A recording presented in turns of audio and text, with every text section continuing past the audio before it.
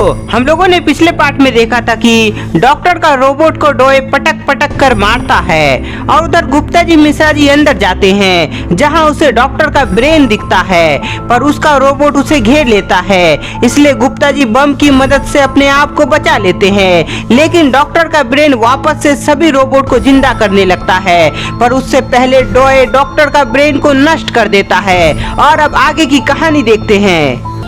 दोस्तों, doctor Harley सोयर का brain तो नष्ट हो गया, अब चलो यहाँ से निकलते हैं। डॉक्टर का ब्रेन नष्ट होने के बाद तीनों वहाँ से निकलने लगता है। तभी उन्हें जोरदार ब्लास्ट की आवाज सुनाई पड़ती है। ये तेज धमाके की आवाज कैसी है?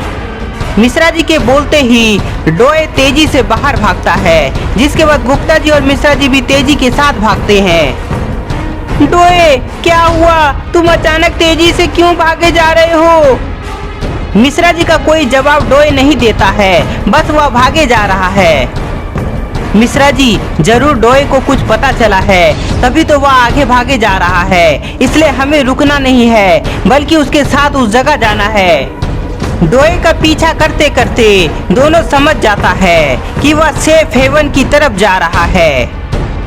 गुप्ता जी और मिश्रा जी डोए के साथ भागते भागते सेफ हेवन आ जाता है, पर ये क्या, यहाँ तो सब कुछ तबाह हो गया है। सेफ हेवन को तबाह देखकर डोए वहीं रोने लगता है। गुप्ता जी, सेफ हेवन के तबाह होने पर डोए उदास हो गया है, पर यहाँ किसी मिसी और पॉपी थी, तो वे दोनों कहाँ हैं? पता नहीं मिश्रा जी, वो दोनों कहाँ है, पर सेफ हेवन को जिसने तबाह किया है, मैं उसे छोड़ूंगा नहीं। सेफ हेवन सबसे सुरक्षित जगह था, पर आज तबाह हो गया। इसका कारण तुम दोनों ही हो। ये तुम क्या बोल रहे हो डोए? हम दोनों के चलते सेफ हेवन तबाह कैसे हो गया? तुम दोनों के चलते ही यह सब हुआ है। जब तक तुम दोनों यहाँ नहीं आए थे, तब तक सेफ हेवन का राज प्रोटोटाइप को पता नहीं था, पर तुम्हारे आते ही प्रोटोटाइप को सब पता चल गया। इसलिए मैं तुम दोनों को जिंदा नहीं छोड़ूंगा। गुप्ता जी और मिश्रा जी देखता है कि डोए गुस्सा से आग बबूला है, जिसके बाद वो अपना मॉन्स्टर रूप में आ जाता है।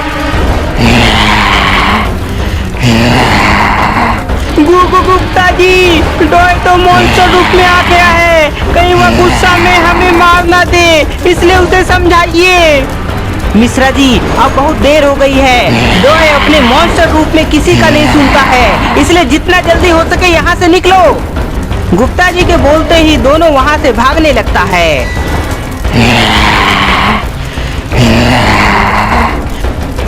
गुप्ता जी और मिश्रा जी, तुम्हें मारकर ही मेरा गुस्सा शांत होगा।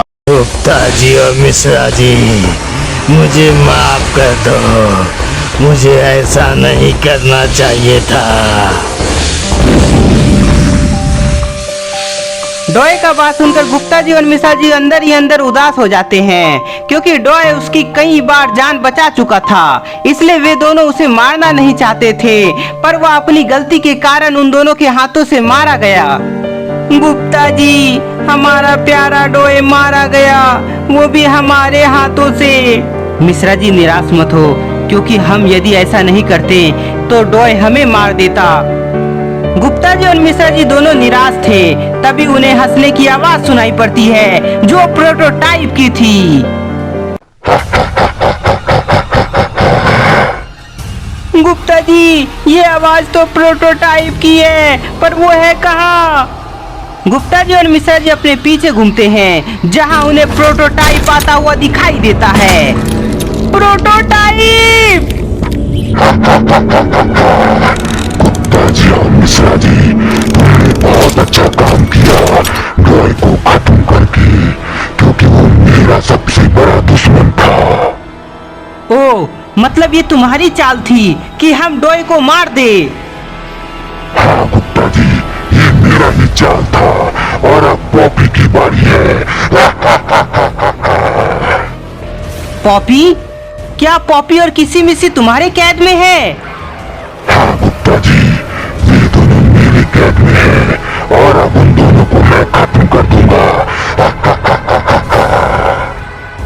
नहीं नहीं प्रोटोटाइप, तुम ऐसा नहीं करोगे, नहीं तो हम तुम्हें मार डालेंगे।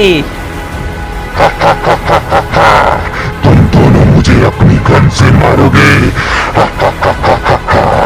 बच्चे, यदि मैं चाहूं तो तुम दोनों को एक ही पल में खत्म कर दूंगा, पर तुम्हें पॉपी की मौत देखनी है। प्रोटोटाइप गुप्ता जी और मिश्रा जी को थोड़ी बहुत जानकारी देकर वहां से जाने लगता है। नहीं प्रोटोटाइप, मैं तुम्हें जाने नहीं दूंगा। मिश्रा जी उस पर हमला करो। गुप्ता जी और मिश्रा जी प्रोटोटाइप पर हमला करते हैं, पर उस पर कोई असर नहीं होता है, जिसके बाद प्रोटोटाइप वहां से चला जाता है।